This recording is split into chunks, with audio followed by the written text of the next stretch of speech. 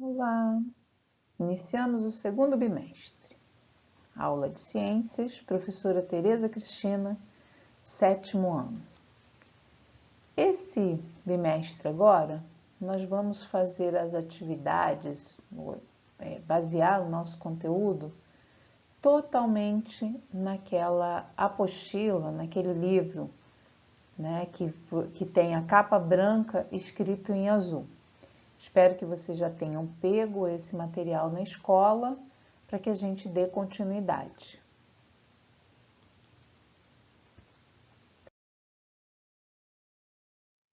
Estados físicos da água.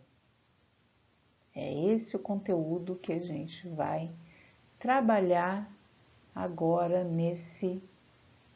nessa primeira etapa, né, que estamos iniciando.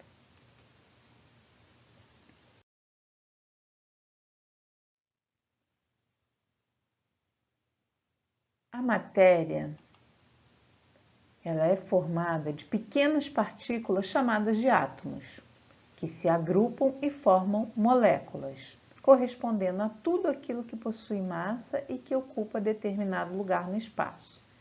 Exemplo, molécula de água, uma substância composta por apresentar dois átomos diferentes, hidrogênio e oxigênio. Aqui a gente tem uma molécula de água, essa é a fórmula, né? O H2O é a fórmula que a gente tem da água, e aqui a movimentação dessas moléculas, né? Uma simulação dessas moléculas, da movimentação, quando ela está no estado líquido, certo?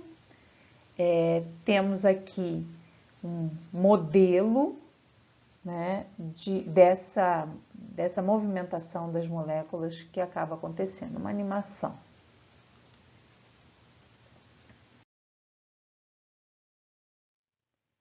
Os estados físicos. Os estados físicos da matéria correspondem às formas pela qual a matéria pode se apresentar na natureza.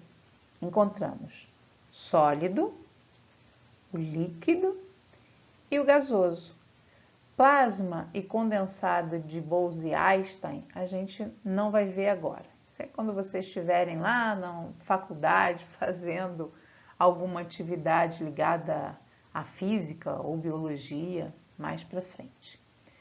Olha, prestem atenção nessas imagens que a gente tem aqui.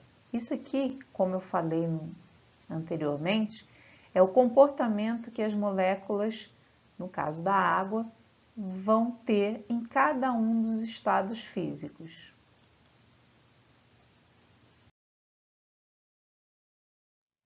Quais são as características desses estados físicos? No sólido, né, a gente tem uma forma própria.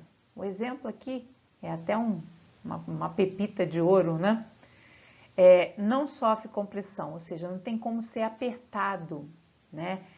A gente apertar, sabe quando você pega o pãozinho, por exemplo, e aperta ele assim, você consegue movimentar. Aqui não existe essa possibilidade. Difícil de ser atravessado. Se eu pegar um gelo e tentar furar o gelo, eu quebro ele, mas não consigo atravessar. E ele, né, não vai conseguir se mover espontaneamente, certo? O comportamento do líquido, né, as características, ele vai adquirir a forma do recipiente. Se a gente colocar uma água num copo, ele vai ter um formato. Se botar numa garrafa, ele vai ter outro, não é isso? Por isso ele adquire forma do recipiente. Dificilmente consegue sofrer compressão. Se a gente pegar a água, a gente tem como apertar a água assim, ou o óleo, qualquer coisa que esteja em estado líquido? Não dá. Facilmente atravessável, a gente consegue muito bem atravessar. E pode estar escorrendo, né? Gasoso. Tem a forma do recipiente. Se eu coloquei o gelo. Gelo é sólido no gasoso.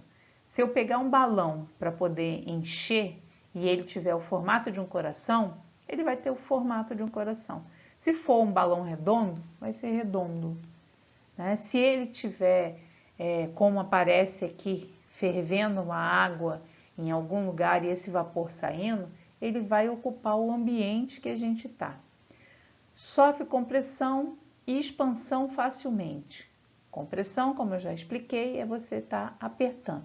Expansão é ele poder ocupar o espaço, como acontece quando está sendo feito lá a comida, né? A panela está no fogo e o ar, né? O vapor de água vai saindo e tomando conta do espaço. Movimentação fácil, atravessado com facilidade, certo?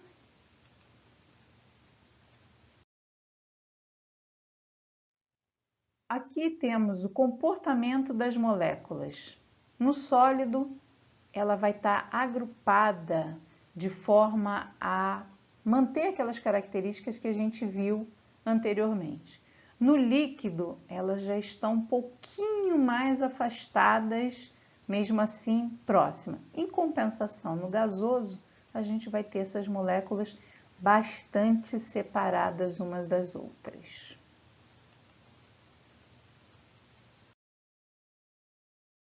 Distribuição da água na Terra. Aqui temos um esquema dessa distribuição. Como é que isso acontece? Os mares e oceanos, a gente vai encontrar maior parte da água que a gente tem no planeta Terra.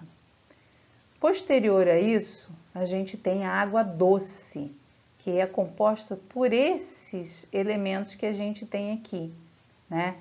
A água que está na atmosfera, que a gente vai encontrar nas nuvens que precipitam, né, as chuvas. A gente vai encontrar nos lagos, rios e pântanos, que a gente pode ver facilmente, até mesmo caminhando aqui pelo bairro, por Campo Grande na realidade. As águas que estão no subsolo, temos um aquífero, né, gigantesco, um aquífero Guarani, com muita água para poder estar fazendo o abastecimento da gente, porém, lembrando, temos que tomar cuidado com o consumo de água, nada de deixar a torneira aberta de forma indevida. Está escovando o dente? Desliga a torneira, certo? E temos as geleiras. Como a gente pode ver, as geleiras e os oceanos e mares é onde a gente vai encontrar a maior parte da água que tem no nosso planeta, certo? Precisamos, como eu já falei, tomar cuidado com a nossa água. Apesar de existir um ciclo da água, né, na natureza, ela é cíclica, a gente tem que tomar cuidado por conta de poluição e uma série de coisas.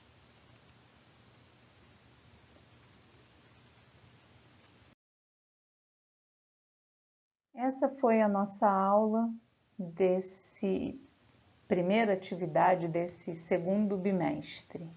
Até a próxima!